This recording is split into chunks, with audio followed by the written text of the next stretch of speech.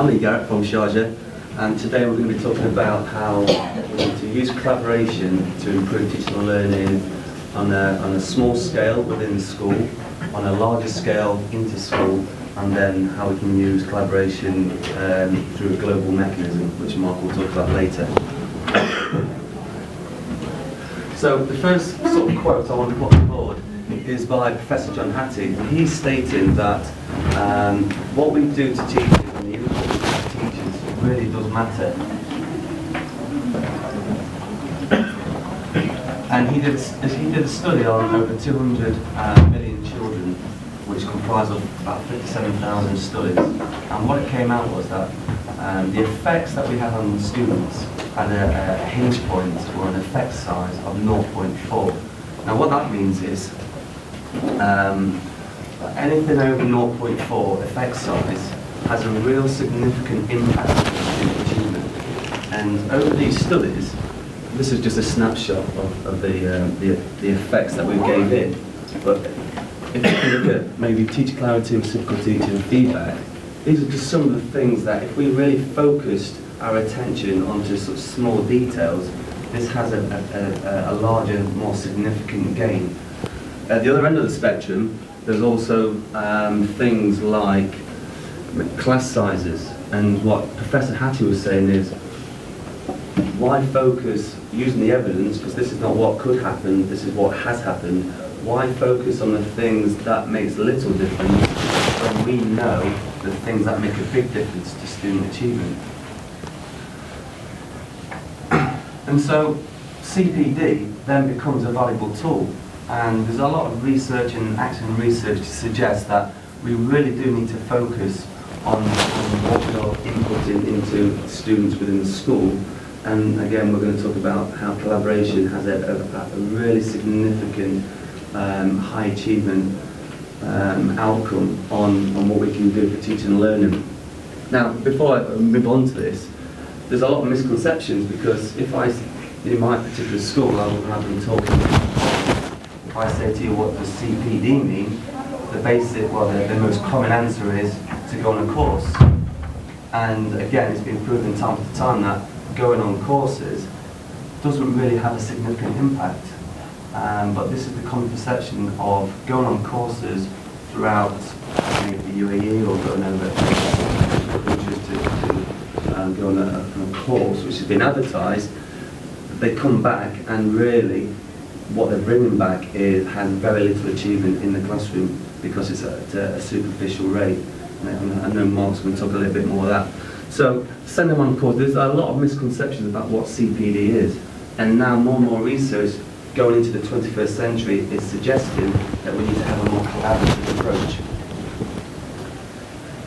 So why is this important? Well, first of all, the action research suggests that teachers within the first year to the fourth year of becoming qualified make the most rapid and significant gains in terms of their skills. After you get to the fourth year, we come to what we call an OK plateau. And there's a journalist called Joshua Foer who entered a competition for memory tricks or memory cards. And basically he was doing the same thing over and over and over again, but his memory was improving. And he had to think about why this was. And so it became apparent to him that he had to do something different above and beyond normal to make the most significant gains. Now, if you think about that for teaching, if we've been teaching 20 years, 25 years, 10 years, 15 years, if we are cruising on autopilot and we're doing the same things week in, week out, are our skills actually improving? The research suggests no, it doesn't. And what we need to do now is to try and be independent about our own CPD, click off the autopilot and do something which is different, something which is beyond normal, to make our gains in teaching and learning more apparent. Okay? So this is what we call the OK plateau. Now when I did this presentation to my school, I asked the question, and we called it the elephant in the room question: have you reached the OK plateau? It's quite, maybe it's something awkward to ask yourself, but have you plateaued as a teacher yourself? And if you have, what can the school help and support? in terms of trying to get you out of that particular situation. The most effective collaborative approaches tends to be from a bottom up, i.e. personalised to the teachers what they feel they need, rather than coming from a top-down approach. And that means basically the senior leadership team saying, right, today everyone's going to be studying or having CPD on, and so I can focus my efforts on that. And this has become a more personalised approach. Again, one of the sort of misconceptions of going on courses is that it's not a continuous phase. Successful CPD approaches is where we can collaborate within the school, we can create networks, communities within the classroom, and then we can do something which is longer lasting. In other words, we do it for maybe 6 months. We create a question within the school and we inquire and do some trial and error teaching and learning, see what the impact is, and take that forward, rather than just walking away from a course or a lecture and thinking, I've only picked up very small minor ideas or reflections and I can't really push that any further forward. Finally, CPD has to be centred around your self-evaluation form, which we heard this morning. It has to be part of your performance management. This is something which is really important. You don't see footballers turn up on a Saturday and just start playing football. You know, so as we are professional education practitioners, we too do need to have this continuous training to make sure that we get to the high standard. There are a couple of things that we can do, and this is just some of the things that we, in my school, that we're trying to roll out. Some things we're good at, some things we're not so good at, but the two things that we're going to focus on today is this Spark and the Twitter. And again, Mark and Mark are going to elaborate more on that. And finally, I'm just going to leave you with this quote. This is by Professor Dylan William, and I think this rings true, certainly for me, that every teacher needs to improve, not because they're not good enough, but because they can be even better. And I think the more you start to push forward the idea that we need to be striving for that excellence, striving to improve, then you are putting aside teachers from the OK plateau, and then they're taking huge strides forwards in the classroom, and the teaching and learning will then start to improve at a rate of knots. Okay, so I'm going to hand you over to Mark. He's just going to give you a few more models that you can think about. Hi everyone. I just go back to Lee's last slide here, talking about, Lee talked about CPD, professional development. Now before I came out to Dubai, which was 5 years ago, I'd worked at 2 different schools across 4 years, and I'd been on a range of different courses. I actually put them on my CV when I came out here to get a job. And there was a list of about 20 different courses that I'd been on, ranging from things like SEN to technology and education to behaviour management. And for me, before I came out to Dubai, that was CPD. Yes, I can put it on my CV. I can say I've been to a course about behaviour management, about special educational needs, about technology and education, therefore I am a better teacher. And I think, personally, having come out to Dubai and not had those opportunities, because I don't feel like I have, and the 3 schools that I've worked at since being in Dubai, I feel that my opportunities to go on courses have been limited. But it's given me time to reflect and think, well, what was I actually getting out of those courses? Was I getting out of them the fact that I could put them on my CV? Was I getting out of those courses the fact that I could go back into my school and it have an impact on my teaching and learning? And after some deep reflection, and after meeting Lee and Mark, I've realised that I think it was the first. I think it was the first reason. I was going on these courses so that I could feel better about myself that I'd been on these courses. And it wasn't actually having an impact on my teaching and my learning. And again, that's a personal thing. I'm not saying that's what you feel like when you go on your courses. However, saying that, the people that I've met over the last year, having been involved with Spark, I think the majority of them feel the same. that they're going on these courses that are presented by experts in their field, and you come away from those courses thinking, okay, I've learnt from that now, therefore I'm a better teacher, therefore it's going to have an impact on my teaching and learning, therefore when it comes to an inspection, I'll be okay. But that's not the case, in my opinion. There's not many of us in this room today, but I'm guessing that some of you try to keep abreast with what's going on, not just in the UAE, but globally as well. And it's not. What I'm presenting to you today is not groundbreaking at all. And it's certainly not complex. It's simple, it's easy. And again, it's an opportunity for you as teachers to develop. And it's a way for you to develop collaboratively. So Spark, when I tell you about what it is and how you can get involved with it, which is on my next few slides, I want you to think back to this quote. I'll just read it out. Teaching quality also improves within a collegial, collaborative environment. And this bit's the strength, I think, of this quote.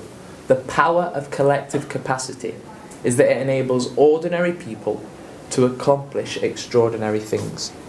So the model that I'm about to present to you in terms of professional development is all about collaboration. It's all about collaboration with teachers, with other people in our occupation. And due to the amount of people, as you'll see in a minute, that are getting involved with this opportunity, we're extending that collaborative network of people. And again, if we can collaborate, we as individuals will be able to achieve and accomplish extraordinary things. So again, keep that quote in the back of your mind when I present this model. So, Spark, what is it? You can see we've got a banner here, we've got one outside. This is just a bit of branding in terms of what it is, but if I can take you into some detail, first of all, I said it's not groundbreaking, and it's not. What we did, myself, Lee and Mark, we sat round a table one day at my house and we talked about how there's limited opportunities for professional development being in Dubai and Sharjah. And we also said that in the professional development that we've been to, it's not always relevant.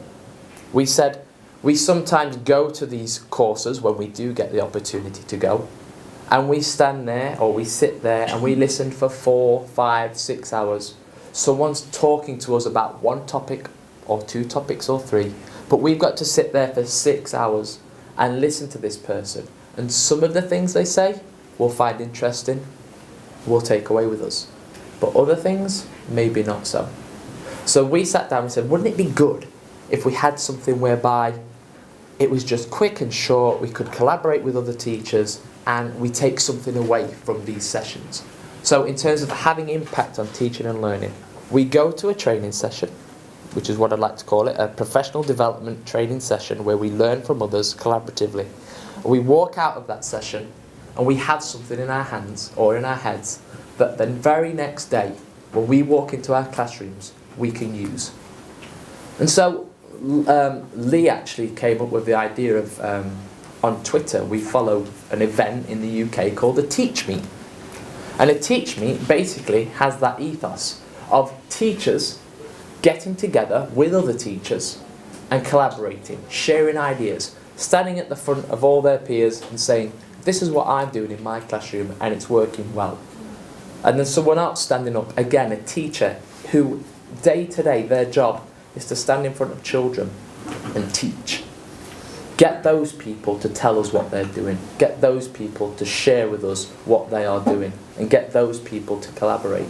Rather than going to these events where you might have someone speaking to you who's an expert in the field but hasn't been stood in a classroom for the last 6 years because they're an expert in their field. I want to listen to teachers. I want to listen to people who are actually doing this when they get up at 6 o'clock in the morning and go home at 5 o'clock at night. They're stood in front of children teaching. So the whole Spark event, again, which I'll break down in just a minute, the whole Spark event and the concept is that it's for teachers. It's for you, for teachers, but it's also by teachers. It's where you can go to an event, and I call it an event, you'll see what I mean again in just a minute. You go to an event and the people you're listening to are the people, again, that are studying classrooms day to day teaching. And what you get from that is you get to share with people. You get to share ideas. You get to collaborate with people. You get to discuss ideas with people who've got the same mindset as you. And then you get to take them away, and the very next day you get to explore those ideas. In terms of the Teach Meet that's in the UK, a Teach Meet has some boundaries. If you read about what a Teach Meet is in the UK, the idea was that you would set up an event outside of school hours. So you get a room like this outside of school hours, and you invite people within 30-minute radius of your school to come and sit and share ideas. That was the idea of the Teach Meet. But the idea is also that the people that are presenting can only give 2 or 7 minutes worth of presentations. You can't stand here for 10 minutes and talk about something. You've got 2 minutes or 7 minutes.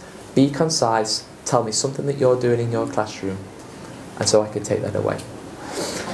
What we've done with Spark is we have taken that model, but we're trying to encourage schools themselves using that model, not just as an event to invite people 30 minutes in the radius, but actually within schools as well. So I've got the 1, 2, 3 versions of this model. So if I can start with the first. The first is, like I've just said, we have a Spark event. We have a Spark event. We've done 2 already. We've done 2 Spark events.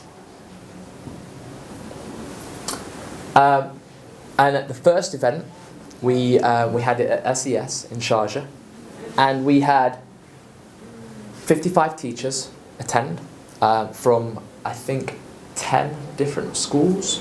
So all we did is we sent a letter out to a few schools in Dubai and in Sharjah, inviting them to come together in a room and just share ideas. And we got 55 people from around 10 different schools. And this was in March. We then had our second Spark event, and that actually attracted 155 teachers from Ras Al Khaimah, Dubai, Abu Dhabi, Sharjah, Doha. We had people flying over to come to this one as well, from more than 30 different schools. So that's 30 different schools with 30 different experiences, different curriculums even as well. We had primary teachers there, we had secondary teachers there, we had head teachers there, we had middle leaders there, all sat in a room sharing ideas for 2 or 7 minutes. We're now actually advertising our third event, and we've only been advertising it for 2 weeks. If you haven't received anything, if you've never heard about Spark, please, we'll love to take your details today so we can share with you when our next event is. And the last slide in this actually promotes it. It's on the 26th of October. It's being managed by the School of Research Science, but it's actually being hosted at the Harriet Watt University in Academic City. We've only been advertising it 2 weeks, and we've already had 107 people sign up, 107 educators sign up, again from a variety of different schools in a variety of different emirates. And we still have 3 weeks for this to run. We can actually host up to 800 people at this venue, and we're expecting close to 200 teachers coming together and sharing good ideas, collaborating. Again, I'll leave you all the details at the end. So that's the external model of Spark. What we're also encouraging is globalizing this Spark event. And you'll see, and Mark's going to talk about this a lot more in just a minute, but we do, as Lee said, we do tend to use Twitter to globalize the collaboration between teachers. And I won't say much more on that because it leads nicely into what Mark's going to talk about. But by globalizing it, obviously we're getting an even a wider audience for collaboration. We then have the third model, which is what we've been doing recently. Mark and I, working at Dubai College, and Lee at SES School in Sharjah, is actually taking the model for this Spark and actually doing it within your school. So taking this, right, everyone in our school, we're all teachers, I'm sure we all do something good in our classroom. Stand up for 2 minutes and tell me what you do that's good in your classroom. Tell me a piece of technology you're using. Tell me some good starter activities you're using, because sharing those ideas will help me. Like Lee said, I've been teaching 10 years now, and I think being in Dubai, I think I could have comfortably plateaued. I could have done. Because I've been in some good schools, I've been in some nice schools, I've been at some easy schools, I have no behaviour management issues in the schools I've worked at, and I could have plateaued. But now I'm extremely excited about the fact that we're doing something. I feel like we're doing something where we're giving the opportunity for people to come together and just give us a little spark, some curiosity, and let us just think, oh, that 2-minute presentation there, yeah, I could look at that. I could do something with that. And you know what, I'm going to take a risk tomorrow and I'm going to explore that in my classroom. And if it doesn't work, it doesn't work. But it might do. And that can get you out of that okay plateau. And if you do it internally, if you get the teachers in your school actually doing this, again, you might be surprised. I work with 90 members of staff. I can probably tell you all their names, but I can't tell you what they're like in the classroom when they're teaching. I have no idea. I have no idea what plenaries they do, what resources they use. But fortunately, after our Spark internal event that we ran in September on an inset, we only had 8 members of staff stand up at the front and tell us something they do. And it was extremely successful. But again, I think something that we need to look at as a school now is what Lee said, and actually monitoring that. What impact is that actually having within the teaching and learning? Yes, it's good to spark ideas, but you do have to look at the effect it's having on teaching and learning. So, in terms of those 3 models, I do want to just say a couple of things about them. Because I want to go back to the fact that it isn't groundbreaking. I don't think it's groundbreaking what we're doing. But, because some schools have come to us and said, oh, we already do that internally. Brilliant, excellent, fantastic if you do that internally. But what about taking it externally? Or what about taking it global? My opinion is if you just do it internally, the CPD that's going on internally will only be as good as your best teacher.